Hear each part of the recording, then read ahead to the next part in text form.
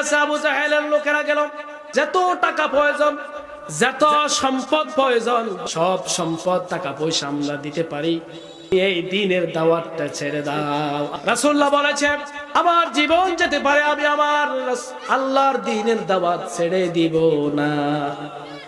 যখনই এই কথা আবু জাহেল উতবা সগীরারা শুনলো, তখনই আরেকটি প্রস্তাব দিল, দ্বিতীয় নম্বর প্রস্তাব দিল। বলল মুহাম্মদ 25 বছর বয়সে একজন বৃদ্ধা নারীকে বিবাহ করেছে। মুহাম্মদ যুবতী নারীর যে একটি বাসনা কামনা, এটা মনে হয় মুহাম্মদের অভক্তি রয়েছে। নাউজুবিল্লাহ বলেন। মুহাম্মদকে প্রস্তাব দেওয়া হলো, এই আরবের ভূখণ্ডের যত বড় সুন্দরী নায়িকা, সুন্দরী নারী আছে, সুন্দরী মহিলা আছে, তুমি যা চাও তা পাবে। নাউজুবিল্লাহ বলেন।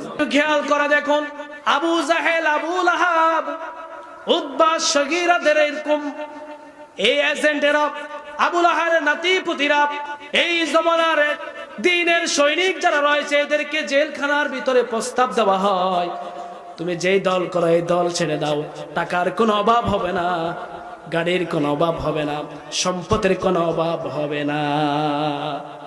শুরু তাই নয়, তুমি যত সুন্দরী নারী চাও এটাও পাবে। যখন ওই মুহূর্তে যখন আল্লাহর দ্বীনের দায়ীরা এই প্রস্তাব যখন রাজি না হয়, তাদের বিরুদ্ধে নারী কেলেঙ্কারি দেওয়া হয়। কথা বলেন ঠিক কিনা? তাদেরকে দর্শনকারী বানানো হয়, নারী নির্যাতনকারী বানানো হয়। বলুন না নাউজুবিল্লাহ। আর হাবিবের বিরুদ্ধে নারী দিয়ে ষড়যন্ত্র করা শুরু করে দিল। যখন টাকা দিয়ে কাবু করতে পারলেন না, সম্পদ দিয়ে যখন আল্লাহর হাবিবকে কাবু করতে পারলেন না, নারী দিয়ে যখন কাবু করতে পারলেন না, 3 নম্বর অফার দিলেন, আব্দুল্লাহর বেটা মুহাম্মদকে ক্ষমতার লোভ দেখাও, সে আমার দলে থাকবে, আমাদের দলে থাকবে, আরবের অর্ধেক ভূখণ্ড তার নামে দিয়ে দিব, সে নেতাগিরি করবে, এমপিগিরি করবে, মন্ত্রীগিরি করবে। প্রস্তাব দিয়েছে কে? আবু জাহেল, আবু লাহাব। আবু জাহেলের নাতিরা পুতিরা আল্লাহর দ্বীনের দায়ীদেরকে এই সমস্ত অফার দিয়ে দিয়ে কাবু করার চেষ্টা করবে।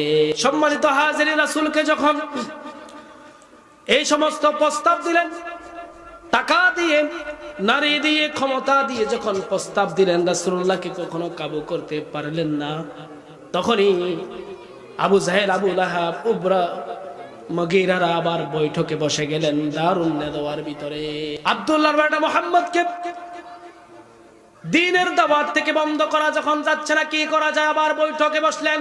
এখনই যদি মুহাম্মদ রাসূলুল্লাহ সাল্লাল্লাহু আলাইহি ওয়াসাল্লামকে যদি তার দ্বীনের কাওয়াজ বন্ধ না করি, তাহলে আমাদের ক্ষমতা থাকবে না, আমাদের নাম নিশানা থাকবে না। এখনই বন্ধ করতে হবে। বৈঠকে বসার পর একজনে একটা প্রস্তাব দিচ্ছে, কেউ বলতেছে মারি ফেলো, কেউ বলছে কেটে ফেলো। তখনই ওই পার্লামেন্টের ভিতরে একজন বুদ্ধিজীবী, ওই বুদ্ধিজীবীর নাম হলো ওয়ালিদ ইবনে মুগীরা। ওয়ালিদ ইবনে মুগীরা পার্লামেন্টের ভিতরে বুদ্ধি দিলেন, ও প্রেসিডেন্ট জাহাপনা, শুনুন শুনুন, আমার একটি বুদ্ধি শুনুন। যখন আব্দুল্লাহর বেটা মুহাম্মদকে সবকিছু দিয়ে যখন কাবু করতে পারছি না, তখনই একটি কথা দিয়ে আমরা কাবু করার জন্য